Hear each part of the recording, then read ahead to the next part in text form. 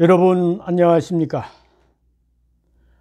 오늘은 당태종 이세민이 어떻게 그처럼 역사상 위대한 정치가가 될 수 있었는지 그 점에 대해서 말씀드리려고 합니다.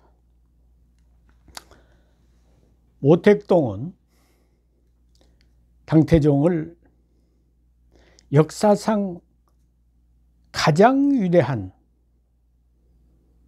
유능한 지도자를 꼽는다면 당태종을 꼽을 수 있다 그랬습니다. 모택동도 농민의 아들로 태어나 가지고 자기 자력으로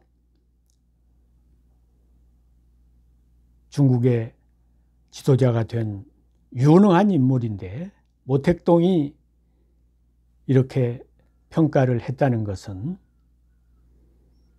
당태종 이세민이야말로 진정한 능력 있는 유능한 인물이었다고 하겠습니다. 징기스칸은 국가를 안정시키려고 하는 사람은 반드시 당태종의 병법에 대해서 알아야 된다, 그런 얘기를 했습니다.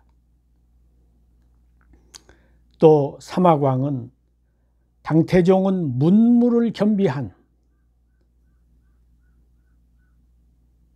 그야말로 이 춘추 전국시대 이후에 가장 훌륭한 그런 인물이라고 평가를 했습니다. 당태종은 집권 과정에서 쿠데타를 통해서 집권을 했기 때문에 성군이라고 말할 수는 없습니다. 그러나 그 명군, 능군, 유능한 지도자, 명군, 유명한 지도자는 확실하다고 하겠습니다. 그러면 당태종은 어떻게 이처럼 유능한 지도자가 될 수 있었는가? 그 점을 몇 가지로 나누어서 설명드리겠습니다. 이세민은 598년, 599년 두 가지 설이 있습니다. 네, 태어나가지고 649년에 서거했습니다. 그러니까 52세에 돌아간 셈이죠. 그러니까 당태종이 그 위대한 지도자로서 다른 복은 누렸지만 수명은 타고나질 못한 것 같습니다. 52세면 한창 좋을 나이인데 그때 서거를 했습니다. 그렇지만 29살에 황제가 돼가지고 52세에 돌아갔으니까 얼마입니까? 23년인가요? 재위 기간이? 23년 동안 재위를 했습니다. 지금 뭐 대한민국 대통령은 5년 임기인데 23년 동안 황제를 했으면 짧은 것은 아니죠. 어떻게 보면 참 화려한 삶을 살다가 갔다고 할 수 있겠습니다. 제가 볼 때 당태종이 위대한 정치가로서 역사에 기록될 수 있었던 것은, 첫째, 당태종은 민심, 민의를 소중하게 여겼던 지도자입니다. 군주민수, 임금은 배이고 백성은 물이다. 물은 배를 띄울 수도 있지만 뒤엎을 수도 있다. 이 말이 당태종이 한 말입니다. 물론 그 전에 최초로 이 말이 문헌에 등장하는 것은 공자 가어에 이와 비슷한 말이 나오고 또 순자에도 이런 내용이 나옵니다. 그런데 당태종이 이제 이 말을 정치 지도자로서 강조함으로 인해서 유명해진 거죠. 또 이 말이 신하가 당태종에게 좋은 임금이 되라고, 훌륭한 임금이 되라고 간언을 한 말이 아니고 오히려 자기가 임금으로서 국가의 백성이 가장 중요하니까 백성을 잘 받들어야 된다고 하는 점을 신하들에게 강조하면서 한 말입니다. 그러니까 민심을 얼마나 소중히 여겼는가 하는 것을 알 수가 있는 것입니다. 또 당태종 이세민이 다른 지도자들과 비해서 민심을 중요시 했다는 그 근거는 이제 당태종의 아버지 이연이 그 진양, 지금으로 말하면 산서성 태원을 그때 당시에는 진양이라 했습니다. 거기서 이제 최초로 기의라 해서 수나라에 대한 반란을 일으켰거든요. 근데 그때 뭐 수나라 마렵에 수양제가 여러 가지 실정도 있었지만 고구려에 대한 그 무리한 3차의 정벌이 수나라가 멸망하는데 결정적인 동기를 제공했습니다. 그러니까 거기 가서 또 승리를 하면 모르지만 자꾸 지고 오면서 3차례씩이나 전쟁에 동원되고 이러니까 백성이 좋아할 리가 없잖아요. 그래서 여기저기서 반란이 일어나 가지고 그래서 이제 나라가 망했는데 그때 이제 당태종의 아버지 이연뿐만 아니라 여기저기서 군웅들이 반란을 일으켜 가지고 일어났죠. 그때 이제 당고조 이연은 지금 산서성 태원에서 일어난 겁니다. 그런데 이제 그때 수양제는 동도에 가서 있었어요. 그리고 이제 중국의 그 수도가 장안이 있고 낙양이 있는데 장안은 본도고 낙양은 동도라 그랬습니다. 동쪽에 있다고 그래서. 그러니까 미국의 워싱턴, 뉴욕처럼 수도가 둘이 있었던 거죠. 근데 수양제가 그때 동도 낙양에 있을 때 이제 그 장안에는 그 수양제의 손자 양유가 지키고 있었습니다. 그때 이제 당고조 이연이 장안을 공격해 들어가 가지고 차지한 거죠. 그때 이연은 바로 자기가 그 황제로서 당나라를 세우고 황제에 즉위하려고 그렇게 했습니다. 그런데 당태종이 만류했어요. 지금 수양제가 아직 동도에 살아있고 그런데 지금 여기서 성급하게 먼저 황제에 등극을 하면 민심이 이반될 수 있다. 민심이 아직 완전히 이쪽으로 기울지 않았는데 그렇게 했다가 부작용이 있다. 그래가지고 당태종이 만류를 했습니다. 당태종은 그때는 아직 젊은 나이고 이연은 나이가 많은 아버지인데 오히려 그 젊은 당태종이 그런 그 민심의 소재를 생각하면서 그걸 만류했다는 거, 이런 걸 본다면 당태종이란 사람은 그 지도자로서 그런 민심을 소중히 여기는 그런 정신이 강인했다, 이렇게 볼 수가 있는 것입니다. 그래서 이제 그 뒤에 수양제가 동도에서 우문화급이라고 하는 사람에 의해서 시해를 당했거든요. 그때 이제 그 수양제의 손자 양유를 황제로 앉혔다가 그때 그것도 또 그 양유를 죽이고 자기가 정권을 잡은 게 아니고 선양하는 방식을 통해서 이렇게 그 황제의 자리를 물려받았죠. 이렇게 해서 어쨌든 그 당나라가 민심을 등에 업고 당나라를 건국하는 데 있어서 당태종이 기여를 했습니다.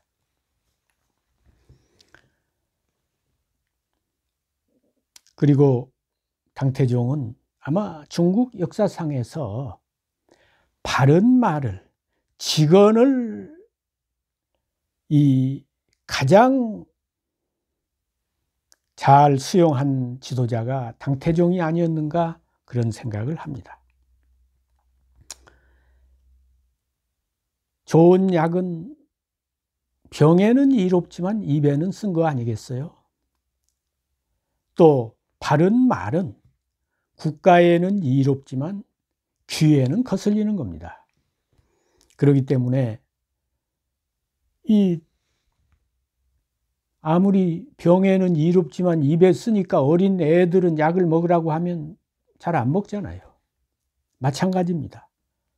국가에 도움되는 좋은 이야기지만 어리석은 지도자들은 당장 귀에 거슬리니까 바른 말 하는 사람을 처단을 하고 멀리하고 귀양을 보내고 이러지 않습니까? 그런데 당태종은 직언을 하라고 신하들에게 권유를 하고 그거를 다 기분이 나쁘지만 그걸 받아들이고 이렇게 했습니다. 그러니까 유징이란 사람이 조정에서 여러 사람 앞에서 그 당태종의 귀에 거슬리는 말을 200여 차례를 했다고 합니다.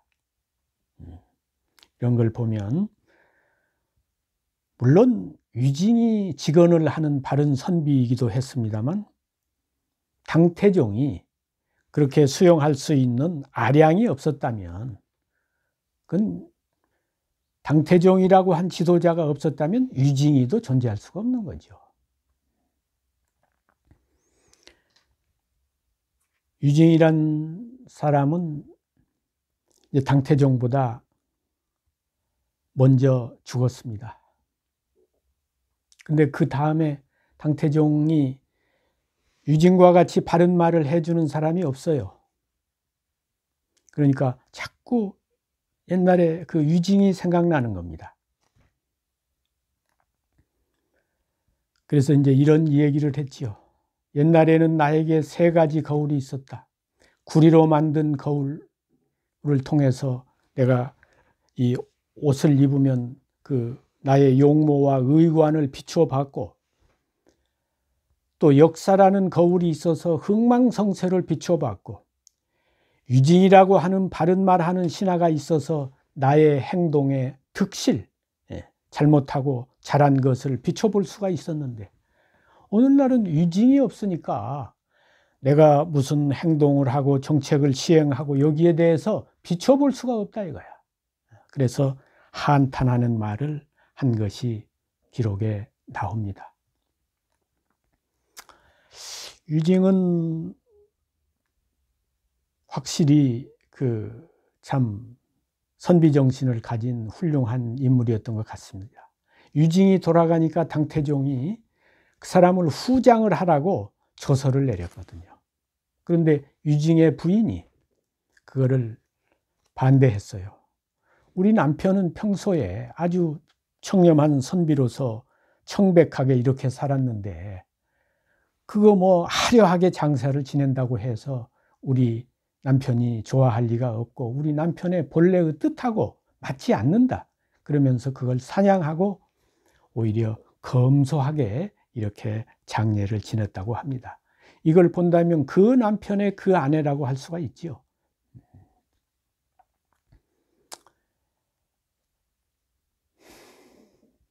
또 하나는 당태종이라고 한 분은 아주 이 인재를 중요시했던 것 같습니다. 그래서 능력이 있거나 이런 깊은 학식이 있거나 도덕이 높거나 이런 사람은 출신을 따지지 않고 등용을 했어요. 유징이라고 하는 사람도 본래는 당태종의 사람이 아닙니다. 자기 형님 이건성의 사람이에요. 그래서 이건성이 태자로 있을 때 이 당태종은 큰아들이 아니니까 진왕에 봉해졌거든요. 그리고 이제 태자 세력과 진왕 세력에 알력이 있으니까 태자 세력의 그 유징이 태자를 돕는 입장에서 당태종을 제거해야 된다고 하고 그 계획을 세우고 이랬던 사람인데 나중에 그 유징이를 발탁해 가지고 그렇게 가까이 중용을 했지 않습니까? 이런 걸 보면 인재를 중요시했다. 그것을 뭐 인재를 알아볼 뿐만 아니라 그 알아보서 끝나는 게 아니고 갔다가 적재적소에 심을 줄 알아야 되거든요. 적을 동지로 만들어서 그가 능력이 있다면 내 사람으로 만들어서 과감하게 등용을 할 줄 알아야 된다 이겁니다. 그래서 당태종은 그 황제가 되기 전에 그 진왕으로 있을 때에도 문학관이라고 하는 걸 설립해 가지고 당대의 그 유명한 머리 좋고 능력 있고 이런 인재들을 거기에다 많이 영입을 했습니다. 그리고 그때 당나라 때 이제 도독, 자사, 지방관들이 있는데 지방으로 이제 중앙에서 그런 관리들을 파견할 때에는 그냥 뭐 파견하고 끝나는 게 아니고 그들의 그 어떤 일을 맡겼으면 그들의 공과 또 과를 낱낱이 다 메모를 해서 기재를 한다는 겁니다. 예, 어떤 일을 맡겼는데 누구는 어떤 결과를 이루었고 어떤 사람은 어떤 잘못을 했고 이런 것을 다 자기가 직접 메모를 해가지고 그거를 병풍에다 붙여놓는다는 거예요. 자기가 거처하는 병풍에. 왜냐? 이제 앞으로 그 인재를 발탁하고 또 배제시키고 이럴 때 참고하기 위해서 그렇게 했던 겁니다.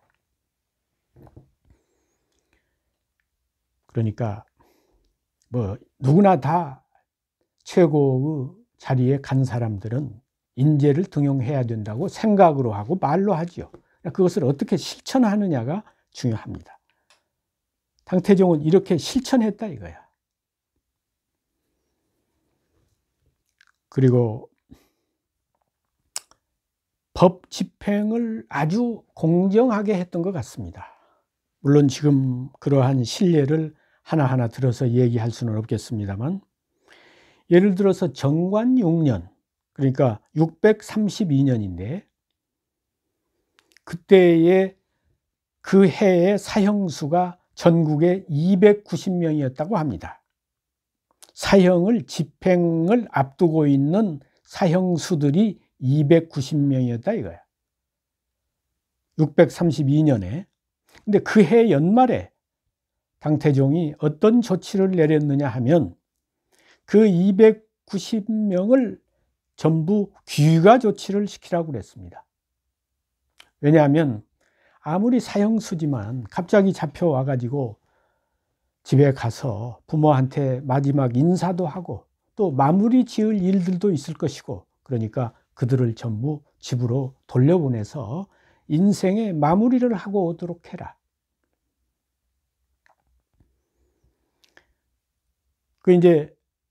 그리고 633년 가을에 전부 다시 오도록 그렇게 조처를 했습니다.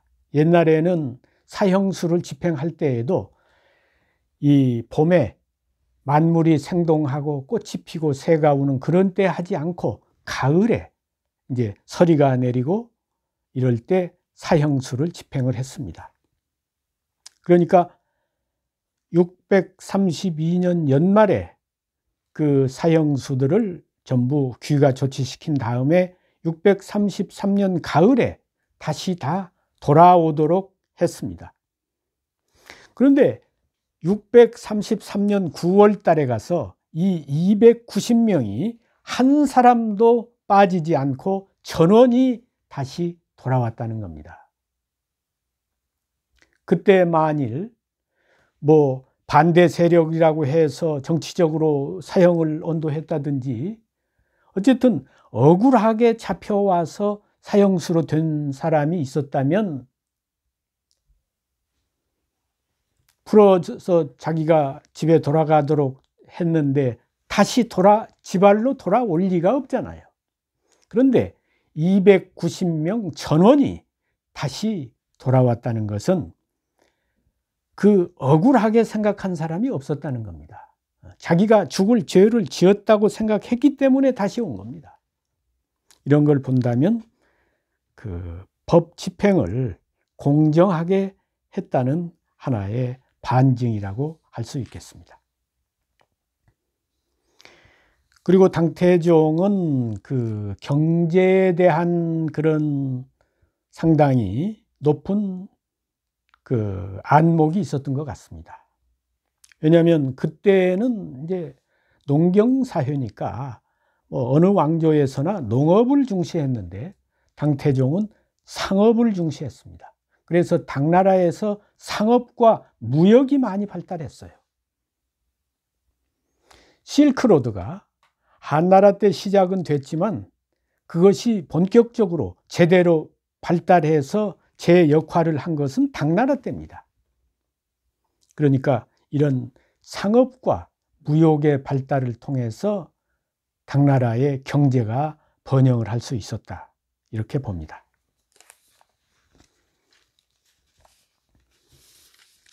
그리고 우리가 이제 또 하나 그 당태종의 정치와 관련해서 짚고 넘어가야 할 대목은 당태종이 장자가 아니고 그 태자가 될 수가 없었기 때문에 결국에 나중에 현무문에서 쿠데타를 해가지고 형과 동생을 죽이고 그리고 집권을 했습니다. 그러니까 집권 과정에서 정상적인 정당한 절차를 통해서 집권하지 않았기 때문에 그것이 당태종에게 평생 동안 마음의 빚이 되었다고 생각합니다. 그래서 이제 그러니까 그것이 어떻게 보면 약점이기도 하지만 또 장점도 되었다고 봅니다. 왜냐하면 그런 마음의 빚이 있다 보니까 역사에서 당태종 이세민을 어떻게 평가할 것인가에 대한 그런 두려움을 가지고 항상 정치에 임하는 것이죠. 내가 이 일을 했을 때 역사가 뭐라고 기록할 것인가? 내가 어떤 정책을 시행했을 때 이것이 역사에서 어떤 평가를 받을 것인가? 이런 점을 고뇌하면서 지도자가 정치를 하고 정책을 시행할 때 오류가 적지 않겠습니까? 그래서 이제 최대한 역사에 그 죄를 짓지 않는 그런 지도자가 되려고 노력을 했겠죠. 그러나 현무문에서 쿠데타를 통해서 형과 동생을 죽인 것은 이미 일어난 일 아닙니까? 그것은 어떻게 없앨 수가 없는 일 아니에요. 그래서 이제 사실은 그 문제를 사관들이 어떻게 기록했을까? 그것이 항상 그 마음의 짐이 되어 가지고 사관을 통해서 여러 차례 기거주를 좀 보자고 그랬어요. 기거주라는 게 뭐냐면 옛날에 황제의 언행을 기록하는 것이 기거주입니다. 일어날 기, 거할 거, 기거. 사람이 기거한다고 그러잖아요. 그 주자는 주석주자. 그러니까 황제가 아침에 일어나서 저녁 잠 잘 때까지의 모든 행동을, 언행을 기록하는 걸 기거주라 그랬어요. 그러니까 그때에 자기가 한 행동을 그 기거주에서 어떻게 기록되었는지 그거를 한번 보고 싶은 거죠. 그래서 사관들에게 여러 차례 요구를 했는데 결국 보지 못했습니다. 그때 저수량이라고 한 사람이 사관으로 있을 때 또 요구를 했는데 허락을 안 했어요. 왜냐하면 그 황제가 자기의 기록을 다 직접 보도록 하면 전부 다 고칠 거 아닙니까? 그러니까 법으로서 그 당시의 황제는 자기의 기록을 볼 수 없도록 법으로 정해놓은 겁니다. 이걸 보면 이 군주주의 사회에서 마치 이 황제들이 제멋대로 행동하고 뭐 이런 것 같은데 폭군이나 암군을 제외하고는 그렇게 할 수가 없었습니다. 당태종이라고 하는 그 천하의 당태종이 기거주를 좀 보자고 사관에 요구하는데 사관이 허락을 안 해서 못 봤어요. 그러니까 그때 현무문의 그 사건을 사관이 뭐라고 썼는지 볼 수가 없었던 거죠. 알 수가 없었던 거죠. 그런데 이제 그 뒤에 방현령이라고 자기 사랑하는 신하가 사관이 됐을 때 또 기거주를 좀 보자고 그러니까 방현령도 기거주를 직접 보여주진 않고 기거주를 바탕으로 고조실록, 이제 고조 이연의 실록, 또 금상실록, 태종실록을 대강 편찬을 해가지고 그거를 보여줬습니다. 그러니까 끝까지 당태종이 기거주를 직접 보지는 못했습니다. 그러니까 이런 걸 통해서 본다면 이 당태종이라는 사람이 역사에 대해서, 역사에 남은 기록에 대해서 얼마나 중요하게 생각했는가. 기왕 그 현무문 사건이야 어쩔 수 없지만 앞으로 자기가 위대한 지도자로서 역사에 기록될 수 있도록 하기 위해서 얼마나 많은 노력을 했겠는가. 그걸 또 이 일을 통해서 우리가 그 진단을 해볼 수가 있는 것입니다. 그러니까 당태종과 같은 이런 위대한 정치가가 나오기까지는 물론 그 시대와 또 조건이 시운이 따라주어서 그런 인물이 배출이 된 점도 있겠습니다만 본인의 그 피나는 노력의 결과로 당태종 이세민이 역사에 우뚝 선 위대한 지도자로 남을 수 있게 되었다고 생각합니다. 감사합니다.